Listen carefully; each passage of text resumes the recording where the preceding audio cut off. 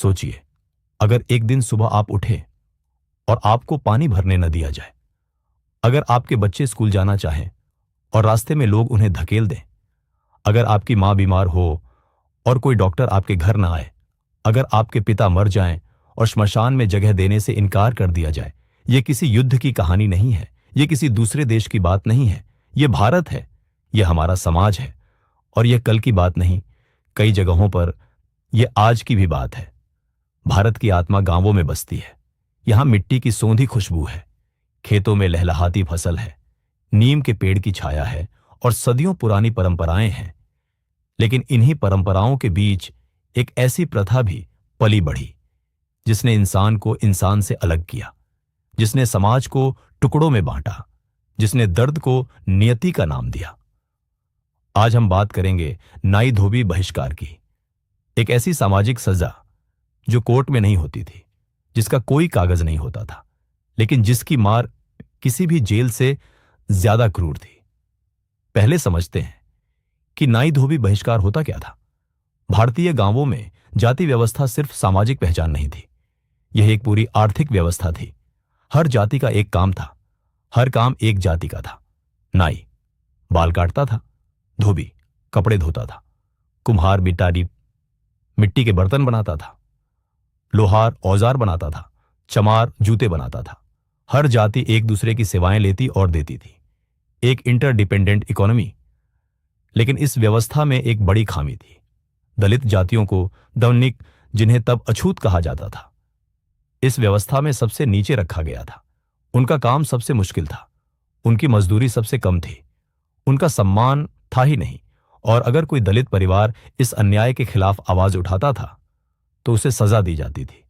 वह सजा थी बहिष्कार। पंचायत बुलाई जाती, ऊंची जाति के मुखिया बैठते और ऐलान होता, आज से इस परिवार का बहिष्कार। कोई नाई इनके घर नहीं जाएगा, कोई धोबी इनके कपड़े नहीं धोएगा, कोई दुकानदार इन्हें सामान नहीं देगा, कोई खेत में इन्हें काम नहीं देगा। जो भी इनसे बात करेगा उसका भी बहिष्कार होगा। और उस दिन से एक परिवार की जिंदगी बदल जाती थी। रामप्रसाद, उम्र 35 साल, गांव मध्य प्रदेश का एक छोटा सा गांव, काम खेत मजदूरी। रामप्रसाद ने कुछ नहीं किया था, बस उसने एक सवाल पूछा था, मेरी मजदूरी क्यों कम है जब मैं उतना ही काम करता हूं जितना ऊंची जाति का मजदूर करता है। बस यही सवाल उसकी गलती थी। अगले दिन से गांव का नाई उसके घर नहीं आया। रामप्रसाद नाई की दुकान पर गया। रामप्रसाद, भाई बाल काट दो। नाई, माफ करो भाई, मैं नहीं काट सकता। रामप्रसाद, क्यों, क्या हुआ? नाई, पंचायत का हुक्म है, अगर मैंने तुम्हारे बाल काटे तो मेरा भी बहिष्कार हो जाएगा, मेरे बच्चे भूखे मरेंगे, माफ करना भाई। रामप्रसाद घर लौटा। उसकी पत्नी ने पूछा, बाल नहीं कटे? वह चुप रहा। अगले हफ्ते उसने खुद ही कैंची उठाई, आईने के सामने बैठा और खुद ही अपने बाल काटने लगा। बाल टेढ़े मेढ़े कटे, चेहरे पर कट लग गया, खून निकला। उसका बेटा 8 साल का विजय पास आया, बोला, पापा आप क्यों खुद काट रहे हो? रामप्रसाद ने कहा, कुछ नहीं बेटा, नाई बीमार है। वह नहीं चाहता था कि उसका बेटा सच जाने, लेकिन बच्चे सच जान ही लेते हैं। नाई का बहिष्कार सिर्फ बाल काटने का मामला नहीं था। उस जमाने में बारात में नाई जाता था, मृत्यु भोज में नाई जाता था, शादी के निमंत्रण नाई ही पहुंचाता था, सामाजिक समारोहों में नाई की भूमिका होती थी। जब नाई ने इनकार किया तो इसका मतलब था इस परिवार की शादियां भी अधूरी रहेंगी, इस परिवार के मृत्यु भोज में कोई नहीं आएगा, इस परिवार को समाज से काट दिया गया है। यह सिर्फ बाल नहीं था, यह पहचान थी, यह अस्तित्व था और उसे छीन लिया गया था। सावित्री, रामप्रसाद की पत्नी, 3 बच्चों की मां और एक ऐसी औरत जिसने अपनी पूरी जिंदगी घर के लिए लगा दी। बहिष्कार के बाद गांव का धोबी भी नहीं आया। सावित्री ने सोचा, ठीक है, मैं खुद धोऊंगी। वह नदी किनारे गई, लेकिन वहां भी रोका गया। ऊंची जाति की औरत, यहां मत धो, यह हमारा घाट है, तुम नीचे जाओ। सावित्री, नीचे तो कीचड़ है। औरत, तो जाओ कहीं भी, लेकिन यहां मत धो। सावित्री नीचे गई। वहां पत्थर थे, कीचड़ था, कपड़े ठीक से धुले नहीं। और फिर वही लोग कहते थे, देखो ये लोग गंदे रहते हैं, इनके कपड़े हमेशा मैले होते हैं। ये लोग सफाई नहीं जानते। जब सुविधा ही नहीं दोगे तो साफ कैसे रहेंगे? और फिर गंदगी का ठप्पा लगा दोगे। यह अन्याय की दोहरी मार थी। धोबी का बहिष्कार और भी गहरा था, क्योंकि उस जमाने में धोबी के साथ सफेद कपड़े जुड़े थे। सफेद कपड़े त्योहारों के लिए थे, पूजा के लिए थे, शादियों के लिए थे। जब धोबी ने मना किया तो त्योहार फीके हो गए, पूजा अधूरी हो गई और जिंदगी की छोटी छोटी खुशियां एक एक करके छिनती चली गईं। नाई और धोबी तो बस शुरुआत थी। असली बहिष्कार उसके बाद शुरू होता था।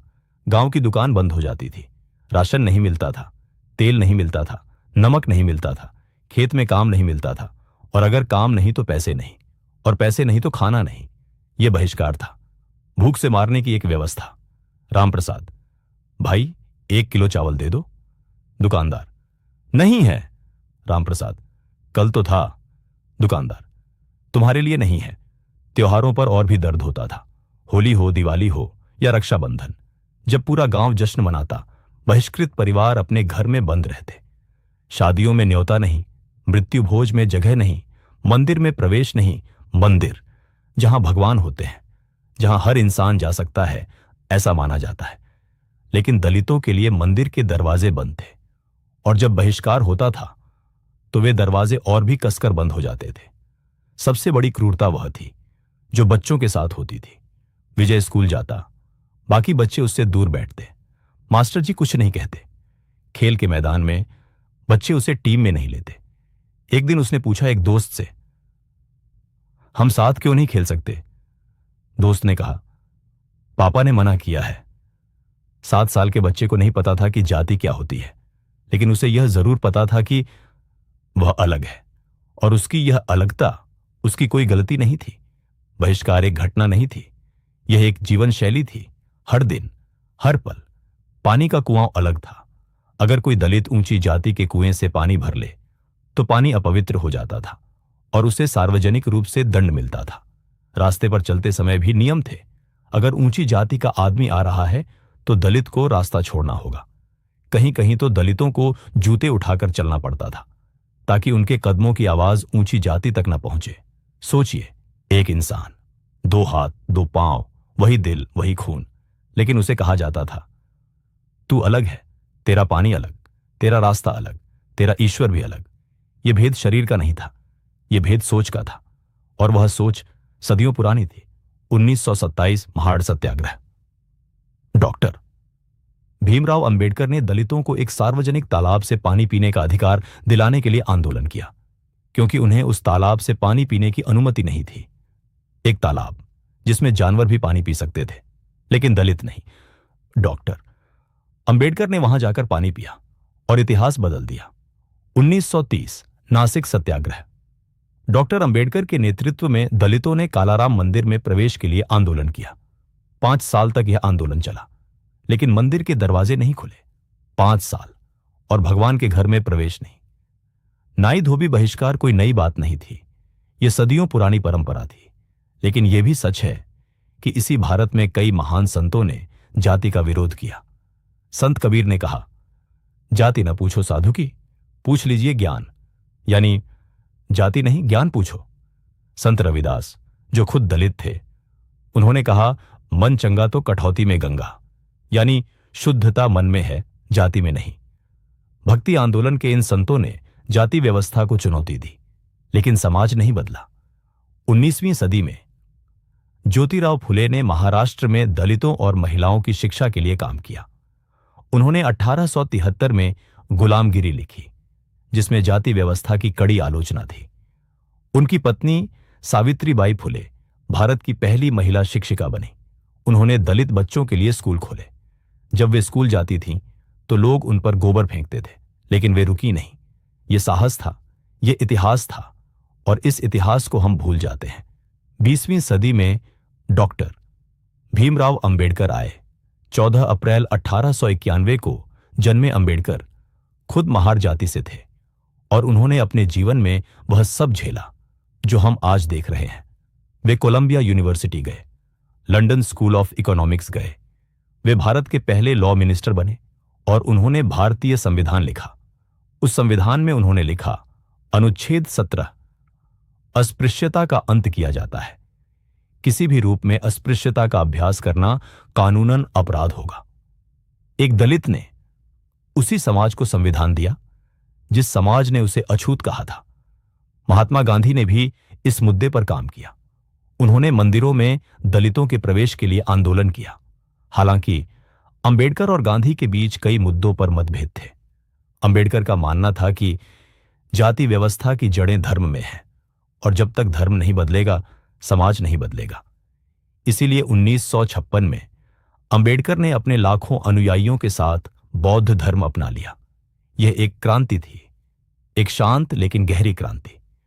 नाई धोबी बहिष्कार यह सिर्फ सामाजिक प्रथा नहीं थी, यह एक राजनीतिक हथियार था। जब भी कोई दलित मजदूरी बढ़ाने की मांग करता, जब भी कोई दलित जमीन का पट्टा मांगता, जब भी कोई दलित चुनाव में खड़ा होता, जब भी कोई दलित अदालत जाता, तो बहिष्कार का हथियार उठाया जाता था। यह एक संदेश था, अपनी औकात में रहो, नहीं तो भुखमरी झेलो। और यह हथियार बहुत कारगर था, क्योंकि गांव में दलितों के पास कोई विकल्प नहीं था। शहर जाना आसान नहीं था, दूसरी जगह काम ढूंढना मुश्किल था। वे पूरी तरह गांव की व्यवस्था पर निर्भर थे और वही व्यवस्था उनके खिलाफ थी। यह एक चालाक जाल था जिसमें वे पीढ़ी दर पीढ़ी फंसे रहे। राजस्थान में अगर कोई दलित ऊंची जाति की बारात में घोड़ी पर बैठकर निकाला तो बहिष्कार। उत्तर प्रदेश में अगर किसी दलित ने नई मोटरसाइकिल खरीदी जो ऊंची जाति को पसंद नहीं आया तो बहिष्कार। महाराष्ट्र में अगर किसी दलित के बच्चे ने स्कूल में पहला नंबर लाया और ऊंची जाति का बच्चा पीछे रह गया तो बहिष्कार। सफलता भी गुनाह थी, प्रगति भी गुनाह थी और सवाल पूछना सबसे बड़ा गुनाह था। लेकिन यह कहानी सिर्फ दर्द की नहीं है, यह प्रतिरोध की भी कहानी है। उन लोगों की जिन्होंने टूटने से इनकार किया, जिन्होंने झुकने से इनकार किया, जिन्होंने चुप रहने से इनकार किया। 1927 महाड़ का वह दिन। डॉक्टर अंबेडकर के साथ हजारों दलित चौदार तालाब के पास आए। सबके मन में डर था, सबके मन में साहस भी था। अंबेडकर ने पानी पिया और उनके पीछे हजारों लोगों ने पानी पिया। ऊंची जाति के लोगों ने हमला किया, पत्थर चले, लाठियां चली, लेकिन वे झुके नहीं। और अगले दिन अंबेडकर ने मनुस्मृति जलाई, एक प्रतीकात्मक आग जो कह रही थी यह व्यवस्था खत्म होनी चाहिए। बिहार के एक छोटे से गांव में दलित नेताओं ने लोगों को संगठित किया और कहा, हमारा बहिष्कार हो रहा है तो हम भी बहिष्कार करेंगे। हम ऊंची जाति के खेतों में काम नहीं करेंगे जब तक हमें बराबरी का सम्मान नहीं मिलेगा। कुछ हफ्तों में ऊंची जाति के लोग झुके क्योंकि उनकी फसल कटने वाली थी और बिना मजदूर के वे कुछ नहीं कर सकते थे। यह एक छोटी जीत थी, लेकिन यह साबित करती थी कि एकता में ताकत है। 1947 भारत आजाद हुआ। 1950 भारत का संविधान लागू हुआ। संविधान ने कहा सभी नागरिक बराबर हैं, जाति, धर्म, लिंग के आधार पर भेदभाव नहीं होगा। 1955 में अनटचेबिलिटी ऑफेंसेस एक्ट आया।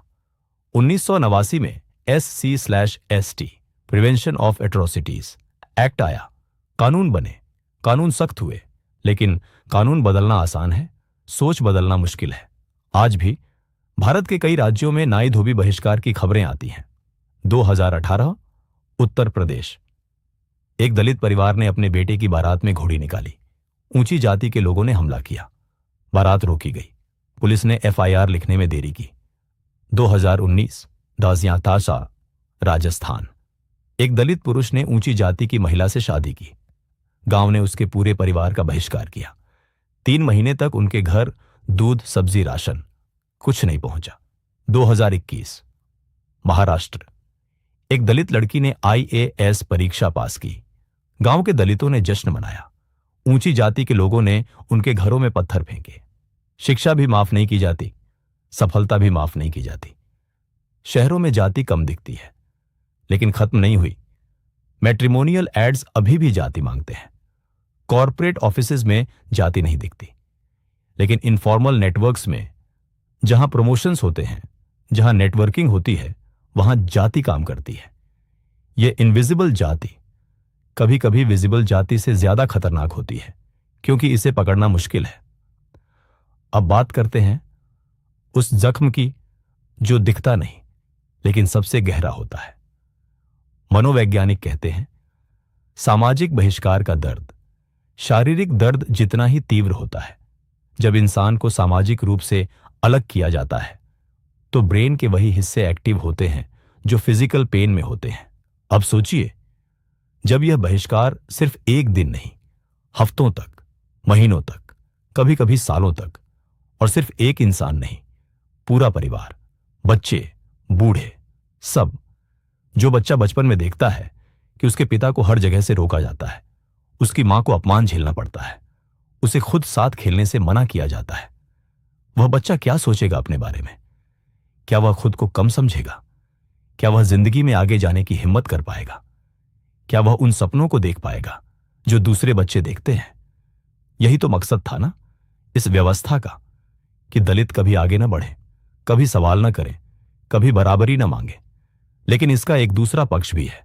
जो बच्चा इस अपमान को झेलकर बड़ा होता है वह कभी कभी असाधारण रूप से मजबूत होता है। डॉक्टर अंबेडकर ने कहा था, मैंने जो तकलीफें झेली हैं उन्हें मैं भूलना नहीं चाहता, क्योंकि वे मुझे याद दिलाती हैं कि मुझे क्यों लड़ना है। यह वह आत्मशक्ति है जो सदियों के अपमान से पैदा होती है और जो इतिहास बदलती है। रामप्रसाद की पत्नी सावित्री रात को जागती रहती। बच्चों को कल क्या खिलाऊंगी? पैसे कब आएंगे? क्या कभी यह खत्म होगा? रामप्रसाद दिन में मजदूरी ढूंढता, लेकिन गांव में कोई काम नहीं देता। वह शहर जाता, वहां काम मिलता, लेकिन वह काम ठेकेदार से होता। ठेकेदार कम पैसे देता और ऊपर से भेदभाव। एक दिन रामप्रसाद की मां बीमार हुई। गांव का वैद्य नहीं आया, शहर का डॉक्टर बुलाना था, पैसे नहीं थे। रामप्रसाद जमींदार के पास गया उधार मांगने। जमींदार, उधार दे सकता हूं, लेकिन शर्त यह है, तुम अगले 5 साल मेरे खेत में काम करोगे, आधी मजदूरी में। रामप्रसाद ने हां कह दी, क्योंकि मां की जान बचानी थी। इसी को कहते थे बंधुआ मजदूरी, और बहिष्कार उसका रास्ता बनाता था। दूसरी तरफ श्यामलाल, जो बहिष्कार करने वाली जाति से था, वह बुरा आदमी नहीं था। वह एक ऐसे समाज में पला बढ़ा था जहां यही सिखाया गया था। उसके पिता ने कहा था, ये लोग हमसे अलग हैं, इनसे दूरी रखो, यह धर्म है। श्यामलाल ने सवाल नहीं किया, क्योंकि सवाल करना उसे नहीं सिखाया गया था। जब पंचायत ने रामप्रसाद का बहिष्कार किया तो श्यामलाल ने भी माना, क्योंकि न मानता तो उसका भी बहिष्कार होता। यह एक ऐसी व्यवस्था थी जो अत्याचारी को भी कैद करती थी, हालांकि उसकी कैद बहुत अलग थी। जाति व्यवस्था ने सिर्फ दलितों को नुकसान नहीं पहुंचाया, इसने पूरे समाज को नुकसान पहुंचाया। जब प्रतिभा को जाति से नापा जाता है तो समाज का नुकसान होता है। जब मेहनत को जाति से नापा जाता है तो उत्पादकता कम होती है। जब इंसान को इंसान नहीं माना जाता तो पूरी सभ्यता कमजोर होती है। डॉक्टर अंबेडकर ने कहा था, जाति केवल श्रम का विभाजन नहीं है, यह श्रमिकों का विभाजन है। तो क्या करें? यह सवाल जरूरी है। सिर्फ दर्द दिखाना काफी नहीं, आगे का रास्ता भी दिखाना होगा। पहला, शिक्षा। शिक्षा सबसे बड़ा हथियार है, और शिक्षा तक पहुंच सबके लिए बराबर होनी चाहिए। आज भी कई गांवों में दलित बच्चे स्कूल छोड़ते हैं, क्योंकि घर की जरूरतें हैं, क्योंकि रास्ता सुरक्षित नहीं, क्योंकि स्कूल में भेदभाव होता है। अगर हर दलित बच्चा पढ़ सके तो अगली पीढ़ी बदलेगी। दूसरा, कानून का एग्जीक्यूशन। कानून तो है, लेकिन लागू नहीं होते। जब तक कानून को जमीन पर उतारा नहीं जाएगा, वह सिर्फ कागज पर रहेगा। तीसरा, एक दूसरे को जानना। जब लोग मिलते हैं, जब एक दूसरे को जानते हैं, जब दोस्ती होती है, तो पूर्वाग्रह कम होते हैं। जब एक ऊंची जाति का बच्चा एक दलित बच्चे के साथ खेलता है तो वह जाति नहीं देखता, वह दोस्त देखता है। यही बदलाव की शुरुआत है। चौथा और सबसे जरूरी, खुद से शुरुआत। हम सब में कहीं ना कहीं जाति की सोच है। जब हम किसी का नाम सुनते हैं और उसकी जाति पहचानते हैं, जब हम शादी में जाति पूछते हैं, जब हम उन लोगों और हम लोगों में फर्क करते हैं, तो हम भी उस व्यवस्था का हिस्सा हैं। बदलाव की शुरुआत वहीं से होती है जहां हम खुद को देखते हैं। वह रात थी। विजय ने अपने पिता रामप्रसाद से पूछा, विजय, पापा? रामप्रसाद, हां बेटा। विजय, वो लड़के हमारे साथ क्यों नहीं खेलते? विजय, क्या हमने कुछ गलत किया? रामप्रसाद, नहीं बेटा। विजय, तो फिर? रामप्रसाद, बेटा कभी कभी लोग डरते हैं, जो उनसे अलग होता है उससे डरते हैं, और डर में लोग गलत काम करते हैं। विजय, तो हम अलग हैं? रामप्रसाद, नहीं बेटा, हम अलग नहीं हैं, लेकिन उन्हें यह समझाना होगा, और यह तुम्हें करना है, पढ़ लिख कर, बड़े होकर। विजय, क्या यह बदलेगा पापा? रामप्रसाद, हां बेटा, बदलेगा, जरूर बदलेगा, लेकिन इसके लिए हमें खड़े रहना होगा। उस रात के बाद विजय ने ठान लिया, वह पढ़ेगा, वह लड़ेगा, वह साबित करेगा। 20 साल बाद विजय आईएएस ऑफिसर बना, और जब वह अपने पुराने गांव में गया तो वही लोग जिन्होंने कभी उसके घर में राशन देने से मना किया था, उसके सामने खड़े थे। विजय ने कुछ नहीं कहा, बस मुस्कुराया और आगे बढ़ गया। यह वीडियो किसी के खिलाफ नहीं है, यह वीडियो किसी जाति के खिलाफ नहीं है, किसी धर्म के खिलाफ नहीं है, किसी इंसान के खिलाफ नहीं है। यह वीडियो उस सोच के खिलाफ है जो इंसान को इंसान नहीं मानती। यह वीडियो उस व्यवस्था के खिलाफ है जो जन्म से तय कर देती है कि कौन ऊपर रहेगा, कौन नीचे। आज हम उस संकल्प को कितना याद करते हैं। जब हम जाति पूछते हैं तो हम संकल्प भूलते हैं। जब हम किसी को उसकी जाति से आंकते हैं तो हम संविधान को तोड़ते हैं। जब हम किसी के साथ भेदभाव करते हैं, चाहे वह छोटा ही क्यों ना हो, तो हम उस बच्चे को चोट पहुंचाते हैं जिसने कोई गलती नहीं की। लेकिन जब हम किसी इंसान को सिर्फ इंसान की तरह देखते हैं, जब हम उसकी मेहनत को देखते हैं, उसके सपनों को देखते हैं, उसके दर्द को महसूस करते हैं, तो हम एक बेहतर भारत बनाते हैं। रामप्रसाद अभी भी किसी गांव में है, सावित्री अभी भी किसी नदी किनारे कपड़े धो रही है, विजय अभी भी किसी स्कूल में अकेला बैठा है, और वह सवाल अभी भी जिंदा है, पापा हम अलग क्यों हैं? जिस दिन इस सवाल की जरूरत नहीं पड़ेगी, उस दिन भारत सच में आजाद होगा। हम सब एक ही मिट्टी से बने हैं, एक ही हवा में सांस लेते हैं, एक ही आसमान के नीचे जीते हैं। फिर यह दीवार क्यों? तोड़ दो, एक एक ईंट, एक एक दिन, एक एक कदम। अगर आप मानते हैं कि हर इंसान बराबर है, कि जन्म से नहीं काम से पहचान बनती है, कि यह दर्द बंद होना चाहिए, तो इस वीडियो को शेयर कीजिए, क्योंकि बदलाव आवाज से आता है और आवाज आप हैं।